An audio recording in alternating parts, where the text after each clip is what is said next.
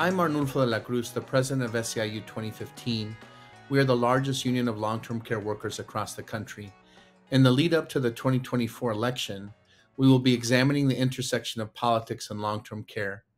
The needs for long-term care, not just in California, but across America, is exploding because of our aging population. Yet across America, caregivers continue to work for poverty wages and little benefits. And we call this the care crisis in America. And we feel it's important that we get out and vote this November because elections, as we know, have consequences.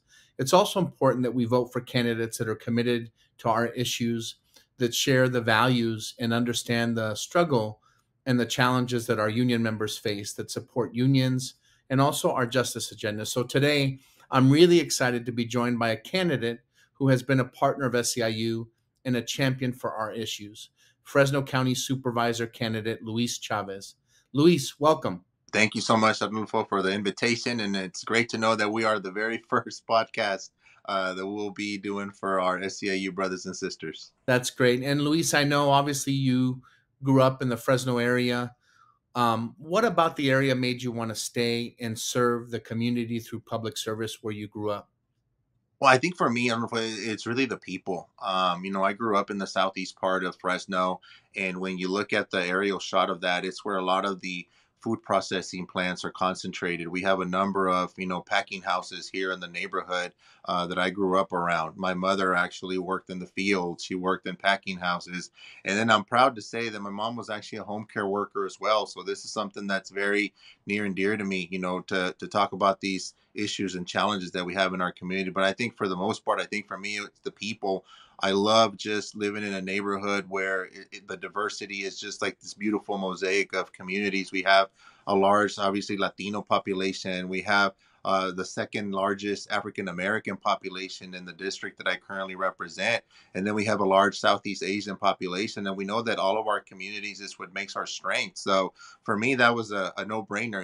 I went to college here locally, Fresno State University, went to undergrad and then grad school, and decided to stay in my community and try to make a difference. And I wasn't always involved in politics, but I started off as a teacher working in a lot of the underserved communities, and then went on to work for federally qualified health centers. So I ran programs specifically for our farm worker communities. That we often know that in the rural communities, it's hard to get medical services, it's hard to get in-home care. And so that's really, to me, the space that I love to work in, the people, the communities. And I'm really enjoying what I'm doing right now. And that's why we're working so hard to make sure that, we have a voice on that board of supervisors that can advocate for our community. That's really great, Luis. And I know we were talking a little bit earlier before we got started. For those listening, my father and my grandmother were from Fresno, were heavily involved in the United Farm Workers Union in the early days. And a lot of friends or family who were born and raised in Fresno, some of them leave. They go to look for opportunities in the Bay Area or Los Angeles and Southern California. And I think historically, those opportunities to advance in the Central Valley and Fresno in particular have not been easy. So we're so excited to have someone like you running for public office and serving the community and saying, I'm hunkering down, I'm staying where I'm from, and I'm committed to helping to make positive change. So that's really exciting. Now, Luis, you've also been serving on the city council. I know that there's differences between what the city council works on and the board of supervisors. Could you talk a little bit about what motivated you to run for county supervisor, and what are some of the priorities that you hope to address on the board next year and moving forward? Yeah, absolutely. I think for me, was something that was very, humbling and really a big, I would say awakening was the pandemic and the effect that that had on our community. The zip codes that we currently represent right now were actually deemed the national COVID hotspot during the middle of the pandemic, which meant that people here got sick and died at a higher rate, than other places across our nation. And so when you see that type of challenge and, the suffering that I got a chance to see, especially from people that we deemed essential during the time, right? We had farm workers, we had people that were working in the packing houses that I mentioned earlier that were not receiving the proper care that they need. We're not receiving the proper PPE and safety equipment that they needed to stay healthy and keep their families healthy. And so the supervisor that's currently there, I mean, was not visible at all. And so I have emails saved of inviting them to certain events, and that just wasn't happening. And so for me, I really felt strongly that we needed somebody that would be out there working and providing these vital services for our community. And so, at the encouragement of a lot of our local folks, a lot of elected leaders and community leaders and people that I worked with during the pandemic, I decided to run for supervisor. And, we've been working for about a year and a half now, going door to door, getting support. The old fashioned way, grassroots campaigning. But it feels really good now to have our SCIU brothers and sisters with us right alongside canvassing. I feel really good about the election. I'm confident we're going to win in November 5th, but it's because of the work that we've been doing on there. But that's really, for me, my motivation. I think the pandemic opened the eyes of not just myself, but a lot of the people that I work with in our neighborhoods, that it's so important to have people in there that are going to be advocating and fighting for taking care of the most vulnerable. Right? We have a lot of senior citizens that make up the population in our community. And those are really the folks that need the most services. They need the most, help with medication, help with getting their groceries. And so that to me is really what the work is about. It's about serving people. And we're going to continue to do that. We really appreciate you sharing that. Luis, I often have mentioned to our caregiver union members, kind of in reflecting on the struggle of farm workers, right? Given the power of agribusiness in the Central Valley, which really is the breadbasket of the entire world. It has been for so many decades. And, farm workers, like caregivers, were kind of left out of this basic American contract that said, in pursuing the American dream, you could have a living wage, you could have retirement and good benefits. And it seemed like in those early days when farm workers were organizing in the Central Valley, they almost had to move mountains. They ended up taking that struggle not just to the fields of California, but to across the world to try to encourage agribusiness to sit down and treat workers fairly. And really, it was a social movement that was built out of that to even get them to budge. And similarly, caregivers kind of left out of that equation as well, right? Caregivers have no retirement. They're not county employees. They're not city employees. It's been incredibly difficult in Fresno in particular for our caregivers to be able to negotiate a contract that they can be proud of, that respects their dignity, that you so eloquently talked about the value that a caregiver brings to their loved ones, to people who are in need, to seniors, to children with disabilities. Nevertheless, we've had to do civil disobedience and get arrested and, go to the board of supervisors every single week. And these are folks who are up there in age. They're going with their consumers. And you've really been a champion on this issue. I think the way that you talk about the role of a caregiver in society, the role of a caregiver in Fresno is really important to you. Could you speak a little bit more? Why is this issue of care so important for you? Well, I think, earlier I said, my mom was a home care worker, and I remember, her telling us the stories of the difficulties of having to work, and making sure that people took their medication on time. Otherwise, they would have another medical emergency that they would have to deal with, or having to, help somebody bathe or feed them, take them to their appointments, transport them. And I think that's really the challenge, that a lot of regular people don't really understand what the job description is of a home care worker, because at the end of the day, that the home care workers go to somebody's home and they close the door and they don't see, right, like the work that needs to happen within that home. But I got to tell you this, I represent one of the largest senior citizen complexes in the city of Fresno, here in Southeast. And that was like the number one issue that we were trying to deal with, during the pandemic. And then even after the pandemic, I think that problem became more stark, because now you had senior citizens that, didn't have anybody to help them with their services, with their, daily needs that they have. And so to me, that's something very, very important, because you have to take care of the most vulnerable in our community. And if you don't do that, what happens is it actually ends up costing the county more money to have people that now have to move to a retirement home or have to move to a convalescent home, where we know that, the price tag for those places is oftentimes in the thousands per week. So to me, this is really a no-brainer, an investment. And it's been really frustrating to see this current board of supervisors just completely neglect that. And I think more than anything, not just neglected, but people that go there and speak on this, our home care workers, to be arrested, like you mentioned, or to be, disrespected in that way where they're not even allowed to speak and voice their constitutional right to address their government. I think that needs to change, and that's going to change when we get there and we have that voice, because that's going to be one of the first things that I want to focus on is social services on the board of supervisors. And we're going to keep working towards that because it's important. Those are the issues that to me motivate me to want to work even harder, right? When you take care of senior citizens that right now, by the way, are facing a lot of hardship, right? We have utilities that have gone up. We have rent that has gone up. We have basic, food and necessities that has gone up. I know for a fact that there are seniors that are struggling right now out there, and the only thing, that the recourse that they have, is that they have that in-home care and support service to keep them independent and keep them at least living in their own home so that they don't have to abandon the neighborhoods that they grew up in. And so that to me is very important. And I think for many, many years, we have not made that a priority here in Fresno County, and we need to do that. Part of the work that I also do on NUFO is I also sit on the Fresno Madera Agency on Aging. And so I see it on a, monthly basis. I get reports of what our senior population out there is going through. So all of these hardships that I mentioned, we see that in the survey that we do for them. That's why it's so important that we have programs like the Hot Meal program, the Senior Meals on Wheels program that help them and provide them a little bit of relief. But we shouldn't have senior citizens that go without care. And last year, as you're familiar, I wrote an op-ed that got published in our local Fresno Bee.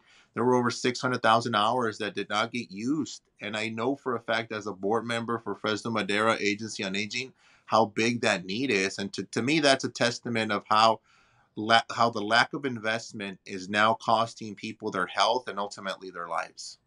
Mm. It's funny you mentioned that. That op-ed that you did has been kind of spreading like wildfire among the caregiver community. I think our members were so excited to see you pen that. And I imagine that the reason why the Fresno Bee publishes because they recognize the significance of the issue that you're addressing. So it was really, powerful to see you pen that op-ed. You know, um, it's funny that you mentioned kind of the value of a caregiver, the needs of seniors. The IHSS program really was invented to actually save counties in the state of California.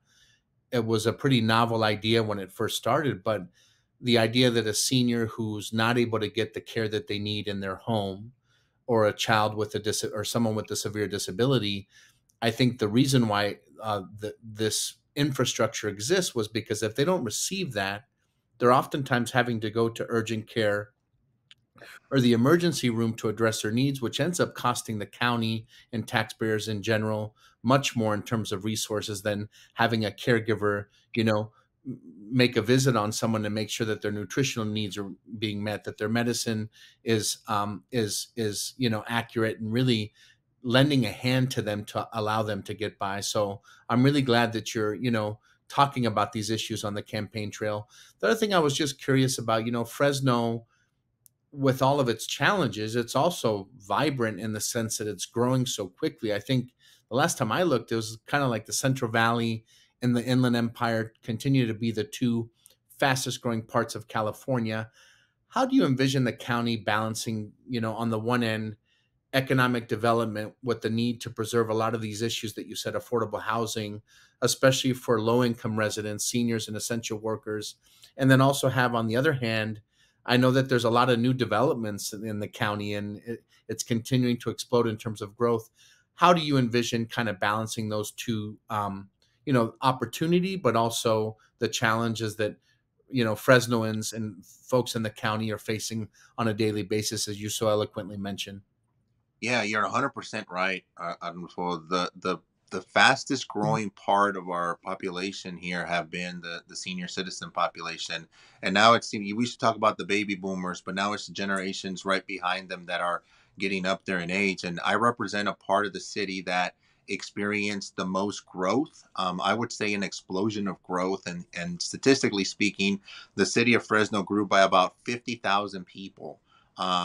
42% of that additional 50,000 is concentrated in the area that I currently represent.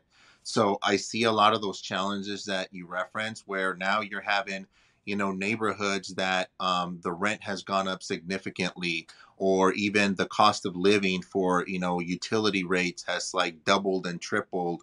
And so when we look at that dynamic that has occurred as a result of the population, you have to really analyze and self-reflect on what your priorities are as a county with regards to the investments that you're making in a lot of the safety net programs. And that's where I really see, social services coming into place. As we know, the county is 100% responsible for social services in the area, in the county here. And that hasn't happened. And as a result, as a council member, we've had to actually step up and fill some of those gaps. And I'll give you some quick examples. During the pandemic, I was a council member that actually organized the very first COVID drive-through test here in South Fresno. We had over 2,000 people that came. The county didn't do anything. They were pretending like nothing was going on. I knew for a fact that farm workers that did not have any kind of health insurance or medical coverage were going to suffer the most. So we actually made some investments from the ARPA funding that we got, to the tune of about $2 million, to make sure that farm workers were able to get medical services. As I was mentioning, I think, those safety net programs to me are really what's going to guide a lot of what the services that we provide for our aging population. It's not going to stop. We know that by our own data, it shows us that senior citizens are going to keep having that need of living independently in their home, but also receiving that care and service that they need, right? We have a lot of our seniors that have, pre-existing conditions like diabetes, asthma, respiratory problems, heart disease, or some of them are disabled. And so I think those challenges that we know are coming, it's like a wave that is coming, and we have to prepare for it now. And the way we do that is by investing in a lot of these programs that oftentimes the Board of Supervisors either completely neglects or just kind of sticks their head in the sand and pretends like it's not there. But we know that by way of emergency room visits that have increased significantly, a lot of those are senior citizens that are having to go to the emergency room. Why? Because they didn't receive the medication on time that they were supposed to, or they didn't receive the nutrition. A part of a balanced diet keeps you from having high blood pressure or a diabetes incident that now prompts you to go to the emergency room. So I think investment in those safety net programs is going to be key for dealing with the explosion of residents that we've had here in the Central Valley. Absolutely. Yeah, really appreciate that. And it's really, I think we're so hopeful, our members are, to have a candidate such as yourself, young, full of ideas, and really hope for the future, but also really in tune with the needs of your constituents. I think that really shines, Luis, in the way that you talk about those needs, your background, the challenges and opportunities that exist right now in Fresno. We really are grateful that you were able to join us. And I was also just curious, for our listeners and our members, how can they support you? And, obviously, as a union, I've always said that giving workers the opportunity to come together, to work together, to be able to bargain a contract around their wages and benefits, that's a very powerful opportunity. And not all workers in America or in California or in Fresno have that opportunity to have a union, but in this case, caregivers too. And I know not just caregivers, firefighters, police officers, county employees, city employees, you name it. There's plenty of organized workers in Fresno who I know are really standing up for your candidacy and believe in you. How can people support you in the work that you're doing, and also your candidacy running for the Board of Supervisors? A couple of things. I mean, I think first and foremost, let's get everybody registered to vote and make sure that they are going to be voting. I think your voice is, your voice is your vote essentially. But just like we did the last couple of weekends, I mean, it was so, I can't tell you how encouraging it was to see over 60 people, over 60 of our SEIU brothers and sisters come out and canvass for us. the phone bankers that have been, on the lines. They call and text me and say, hey, this person would like to speak with you. I've actually walked neighborhoods where we've had phone bankers now calling into the neighborhoods I'm walking, and they were like, somebody just called about your candidacy. I was like, well, now I'm here in person in front of your door. So I think that unity of effort in really solidifying what our unions are about, and that's people power, right? We know that we're going up against very powerful interests that are funded by big agricultural, investment corporations. But at the end of the day, we have people power. And I know for a fact that that's what's going to get us over the top. That personal one-to-one contact that our SCIU brothers and sisters are doing on a daily basis. So I would encourage anybody that's listening to this podcast to sign up for the canvassing days, to sign up for the phone banking days. That's going to make a big difference in this campaign. And come November 5th, we're going to celebrate a victory, and we'll finally have somebody that actually not just has the quote unquote open door policy, because to me, that's not enough nowadays. You have to actually constantly be going out. It's my job to find out what the challenges are of the people that take care of what most vulnerable populations are. That's what I've done at the city. That's what I've done at the school board when I was elected. I pride myself, and that's one of the reasons why I have a 100% rating from our labor brothers and sisters, and they're supporting us. So that's the best way for our members to get involved, is to get out there, take the message out of change and getting our word out there. And I'm confident that we're going to be celebrating on November 5th. There you go. Sí se puede. Claro que sí. Yes, we can. And again, real pleasure, Luis. Thank you so much. Luis Chavez, folks, candidate for Board of Supervisor in Fresno. So happy you were able to join. We'll see you on the campaign trail and look forward to keeping in touch. I know you have a very bright future. You're going to be doing a lot of big things in the future. So again, SCIU 2015, our members, our community, allies, we really appreciate you joining us, and we'll see you soon. Thank you so much. Gracias.